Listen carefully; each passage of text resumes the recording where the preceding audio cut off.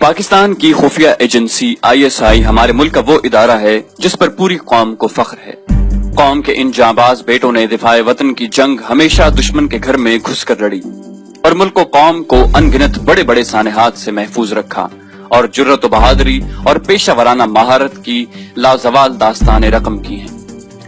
اس وقت پاکستان اور اسلام کے دشمنوں کا سب سے بڑا ہدف یہ ادارہ ہے جسے بدنام کرنے کے لیے طرح طرح کی جھوٹی کہانیاں گھڑی جاتی ہیں اور الزامات لگائے جاتے ہیں۔ ان حالات میں ہمارے اس قابل فخر ادارے کے کچھ نمایاں کارنامے آپ کی خدمت میں پہنچاتے چلیں جنہیں سن کر آپ کو اپنے ایک پاکستانی ہونے پر فخر ہوگا۔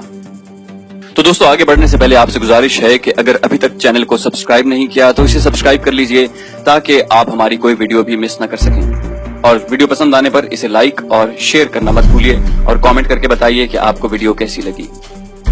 سوویت افغان جنگ میں پاکستان کے اس ادارے نے اس وقت کی ایک عالمی طاقت کو ناکو چنے چبا دیے اور پاکستان کی سرحد پر بیٹھے روس کو نہ صرف پسپا ہونا پڑا بلکہ اس کو کئی ٹکڑوں میں بانٹ دیا۔ یہ ایک ایسا کارنامہ ہے جس سے پوری دنیا واقف ہے، مگر کچھ ایسے کارنامے اس ادارے کے جو آج تک بہت کم میڈیا پر سننے کو ملے۔ 9/11 کے بعد امریکہ پوری دنیا کی ہمدردیاں سمیٹ کر اپنے لاؤ لشکر سمیت افغانستان پر چڑھ دوڑا۔ اصل میں کس مقصد کے تحت خطے میں وارد ہوئے تھے یہ راز بہت جلد پاکستانی حکام کو پتہ چل گیا، اسی لیے ظاہری طور پر امریکہ کا فرنٹ لائن اتحادی اور دوست بن کر نہ صرف پاکستان نے اس کو اس کے مکروہ عزائم پورے کرنے سے باز رکھا بلکہ اس جنگ میں امریکیوں نے اتنا نقصان اٹھایا جس کی تاریخ میں مثال نہیں ملتی۔ دھوس دھمکی سے افغان جنگ شروع کرنے والے امریکیوں نے جب یہ دیکھا کہ پاکستان ان کے عزائم جان چکا ہے اور زبانی طور پر اس جنگ میں اس کی حمایت اور عملی طور پر اس کے منصوبوں کو ناکام کرنے میں سرگرم ہے، تو پاکستان میں فساد کی بنیاد رکھی گئی۔ بیت اللہ محسود وہ پہلا شخص تھا جس نے ریاست پاکستان کے خلاف جنگ کا اعلان شروع کیا، اور یہ صاحب طویل عرصے تک گوانٹنامو بے کے امریکی قید خانے میں مقید رہے۔ رہائی پا کر افغانستان لائے گئے اور وہاں سے اسلحہ بارود سے لاد کر وزیرستان بھیج دیے گئے۔ بظاہر اس نے شریعت کا نعرہ بلند کیا، مگر اس کا مقصد پاکستان کو غیر مستحکم کر کے اس حالت تک پہنچانا تھا جس کے بعد پوری دنیا میں واویلا مچا کر کافر طاقتیں پاکستان کے دفاع کے ضامن ایٹمی اثاثوں پر قابض ہو جائیں۔ اسی مقصد کے لیے امریکیوں نے اسے رہا کیا اور ہر طرح کا اسلحہ بارود اور پیسے سے اس کو طاقت بخشی۔ تحریک طالبان کی بنیاد پڑتے ہی پاکستان میں نہتے لوگوں اور سیکیورٹی اداروں پر حملے شروع ہو چکے تھے۔ دوسری طرف افغانستان میں شروع ہونے والی گوریلا جنگ امریکہ کو پریشان کیے ہوئے تھی۔ ایسے میں پاکستانی اداروں کی افغان جنگ کے بارے میں حکمت عملی کا سراغ لگانے کے لیے CIA نے بارہا ISI کی صفوں میں اپنے ایجنٹ گھسانے کی کوشش کی، مگر اسے ہر دفعہ ناکامی کا منہ دیکھنا پڑا۔ لیکن اس وقت امریکیوں کی خوشی کی انتہا نہ رہی جب ان کو دو لوگ ایسے مل گئے جو ISI میں رہتے ہوئے امریکہ کے لیے کام کرنے پر تیار ہو گئے۔ ان لوگوں نے CIA کے ساتھ رہتے ہوئے CIA کو غلط اطلاعات دینے کے ساتھ ساتھ CIA کی خفیہ معلومات چرائیں اور ایسے اہم لوگوں کا سراغ لگایا جو پاکستان میں امریکی مفادات پورے کر رہے تھے۔ اسی عرصے میں ایک دفعہ ان ڈبل ایجنٹس نے CIA کو قبائلی علاقے میں ایک اہم طالبان کمانڈر کی موجودگی کی اطلاع دی، جس پر امریکی فوری طور پر حرکت میں آئے اور ڈرون حملہ کر کے مذکورہ جگہ کے پرخچے اڑا دیے۔ لیکن اگلے دن امریکیوں کی حیرت اور صدمے کی انتہا نہ رہی جب انہیں پتا چلا کہ اس خیمے میں انہوں نے اپنے ہی ایک اہم مہرے بیت اللہ محسود کو ہلاک کر دیا ہے۔ اس خبر کو سن کر امریکی دانت پیس کر رہ گئے اور آج تک CIA ان دو ایجنٹس کو ڈھونڈ رہی ہے۔ افغان جنگ ہی میں شکست و ریخت کا شکار ہونے کے بعد 2011 کے اوائل میں امریکیوں نے مطالبہ کیا کہ پاکستان افغان طالبان کے ساتھ ان کے مذاکرات کا اہتمام کرے۔ پاکستان کے اپنے مفادات ہیں، اسی لیے کسی کو ڈکٹیشن لینے کے بجائے ہمارے عسکری ادارے وہی فیصلہ کرتے ہیں جو ملک و قوم کے مفاد میں یا دشمن کے لیے مہلک ہو۔ پاکستان کی طرف سے تسلی بخش جواب نہ ملنے پر برطانوی خفیہ ایجنسی نے طالبان کے ساتھ رابطے کی کوششیں شروع کر دیں۔ ایسے میں کچھ لوگوں نے بلوچستان کے سرحدی علاقے میں ایک طالبان کمانڈر جو اصل میں ISI کا اہلکار تھا اس سے ان کا رابطہ کروایا۔ مذاکرات شروع ہوئے، مختلف شرائط طے ہوئی اور پھر ایک دن افغانستان کے مخصوص علاقے میں امریکیوں پر حملے بند کرنے کے عوض 6.5 लाख पाउंड लेकर वो शख्स रफू चक्कर हो गया और अपनी कौम को जेम्स बॉन्ड 007 की मूवीज से इम्प्रेस करने वाले गोरों ने शर्मिंदगी के मारे इस वाकये को मीडिया पर नहीं आने दिया। 2013 के अवाइल में अमेरिका जब अफगानिस्तान से वापसी की तैयारी कर रहा था तो पाकिस्तान में जारी कुछ तखरीबी मंसूबों को पूरा करने और आइंदा इस फसादी सीरीज का चार्ज रॉ को देने के लिए अफगानिस्तान के दारुल हुकूमत काबुल के हाई सिक्योरिटी जोन में वाक़े एक होटल में CIA और रॉ के एहलकार पाकिस्तान में तबाही फैलाने के मंसूबे बना रहे थे।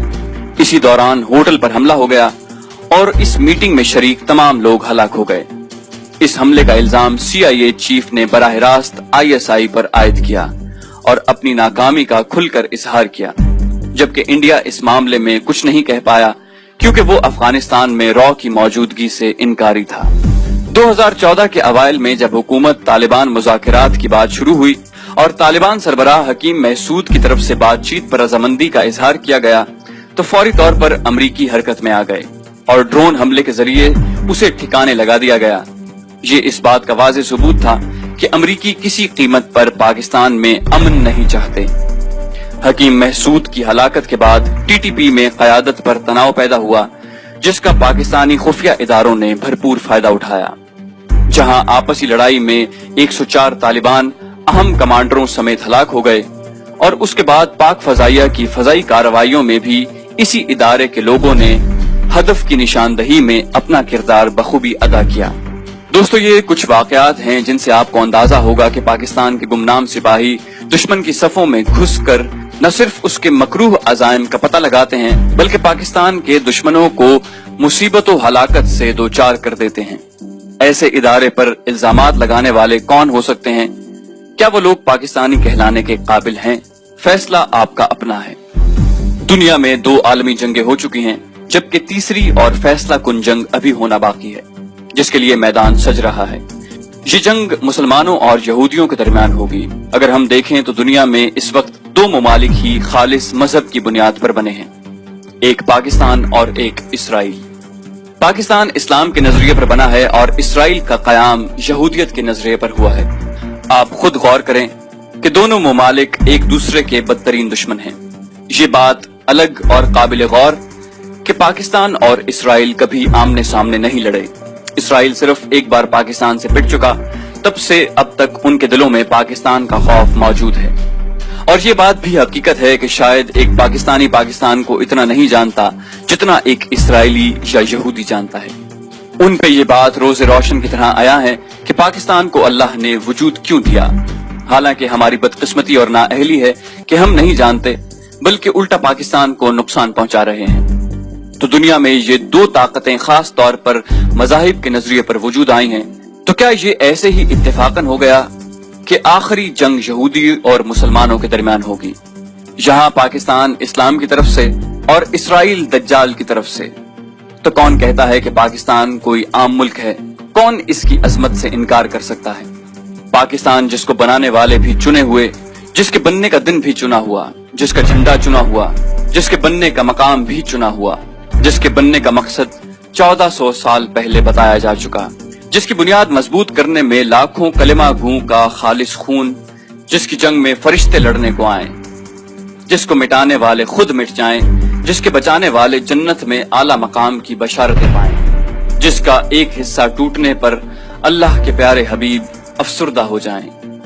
उसके बनने से 1400 साल पहले प्यारे नबी सल्लल्लाहु अलैहि वसल्लम को मशरिक से ठंडी हवाएं आएं, जिससे अल्लाह अपने अजीम घर की हिफाजत का काम लें। दुनिया की पहली इस्लामी मुमलिकत जिसे अल्लाह एक बेहतरीन एटमी ताकत दे, दुनिया की बेहतरीन खुफिया एजेंसी ISI, दुनिया के बेहतरीन कमांडोज, दुनिया के बेहतरीन अफवाज, दुनिया का बेहतरीन जंगी और दिफाई निजाम, दुनिया में महले वकू ऐसा कि दुनिया रश्क करे, सरसब्ज जमीन, दुनिया की हर फसल इसे दी, 4 के 4 मौसम दिए, ऐसी ताकत दी कि दुनिया में पराए तो पराए, अपने तक भी इसके दुश्मन होते हुए भी इसकी तरफ बुरा कदम बढ़ाने का सोचने पर भी उनकी रूह कांप जाए। अल्लाह अपना काम लेने के लिए किसी का मोहताज नहीं। जैसे हमारे हालात थे वो सिर्फ हमारे और पाकिस्तान दुश्मनों के लिए अल्लाह की एक निशानी थे। पाकिस्तान को अल्लाह ने बनाया है, इसका जर्रा जर्रा चुना हुआ है। ہم ٹھیک نہ ہوئے تو اللہ ہمیں مٹا کے کوئی اور لے آئے گا جو اللہ کے اس عظیم مقصد کی تکمیل کرے گا۔ اس لیے ہمارا فرض ہے کہ ہم اپنے ملک سے محبت کریں تاکہ جس عظیم مقصد کے لیے اس ملک کو وجود ملا ہم اس میں حصے دار ہوں۔ اپنے چاروں طرف نظر دوڑائیں اور اپنے ارد گرد موجود پاکستان کے حامی اور غداروں کی پہچان کریں۔ تو دوستو، یہ تھی ہماری آج کی ویڈیو۔ امید کرتے ہیں آپ کو ہماری ویڈیو پسند آئی ہوگی۔ جانے سے پہلے اس ویڈیو کو لائک اور شیئر کرنا مت بھولیے، اور چینل کو سبسکرائب کر کے بیل آئیکن دبائیے تاکہ آپ ہماری کوئی ویڈیو بھی مس نہ کر سکیں، اور ساتھ ساتھ کامنٹ کر کے ہمیں بتائیے کہ آپ کو ہماری ویڈیو کیسی لگی۔ اگلی ویڈیو تک کے لیے اجازت، اپنا بے حد خیال رکھیے گا۔ اللہ حافظ۔